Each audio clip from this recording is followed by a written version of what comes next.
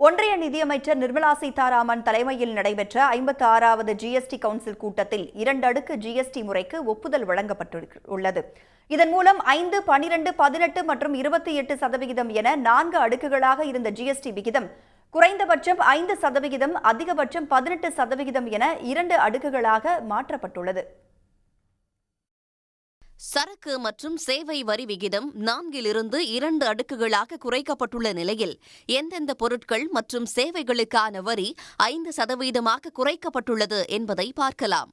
தினசரி உபயோக பொருட்களான கேச எண்ணெய், ஷாம்பு, பற்பசை, soap, tooth brush, shaving cream ஆகியவற்றுக்கான வரி 18%லிருந்து 5% குறைக்கப்பட்டுள்ளது.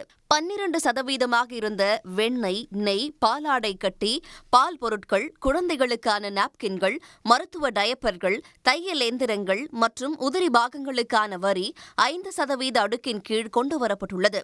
18% வரி விதிக்கப்பட்டிருந்த தெர்மோமீட்டர், 12% ஜிஎஸ்டி வசூலிக்கப்பட்டு வந்த மருத்துவ ஆக்ஸிஜன், நோயறிதல் கருவிகள், நீரிழிவு நோயாளிகளுக்கான குளுக்கோமீட்டர்கள், மூக்கு கண்ணாடிகள் 5% வரி பட்டியலுக்கு மாற்றப்பட்டுள்ளன. டிராக்டர்கள், குறிப்பிட்ட வகை உயிரி பூச்சிக்கொல்லிகள், நுண்ணூட்ட சத்துகள், சொட்டு நீர் பாசன முறை, தெளிப்பான்கள், வேளாண் மற்றும் தோட்டக்கலை எந்திரங்களுக்கான வரி 12%லிருந்து 5% குறைக்கப்பட்டுள்ளது. 12% வரி அடுக்கின் கீழ் இருந்த சூரிய சக்தி வாட்டர் ஹீட்டர்களுக்கான ஜிஎஸ்டியும் தற்போது 5% வரி அடுக்கின் கீழ் கொண்டுவரப்பட்டுள்ளது. அதே நேரம் ஒன்றிய அரசு தனது பூஜ்ஜிய வரி அடுக்கின் கீழ் ஒரு சில பொருட்கள் மற்றும் சேவைகளை கொண்டு வந்துள்ளது. சுகாதார காப்பீடு மற்றும் ஆயுள் காப்பீடு பிரீமியத்துக்கு 18% ஜிஎஸ்டி வசூலிக்கப்பட்டு வந்த நிலையில் தற்போது முழு வரி விலக்கு தரப்பட்டுள்ளது. பதப்படுத்தப்பட்ட பால், சென்னா, ரொட்டி, பன்னீர், பரோட்டா பொருட்களுக்கும் 5% வரியிலிருந்து விலக்கு தரப்பட்டுள்ளது.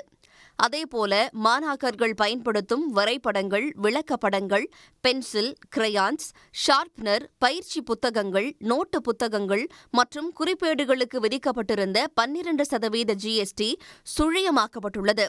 அழிப்பான்களும் வரிவிலக்கு பொருட்களுக்கான பட்டியலுக்கு மாற்றப்பட்டுள்ளது. மேலும் 33 உயிர்காக்கும் மருந்துகளுக்கான ஜிஎஸ்டியும் 12%லிருந்து பூஜ்ஜியமாக்கப்பட்டுள்ளது. உடனுக்குடன் செய்திகளை தெரிந்து கொள்ள சன் நியூஸ் பெல் ஐகானை கிளிக் பண்ணுங்க.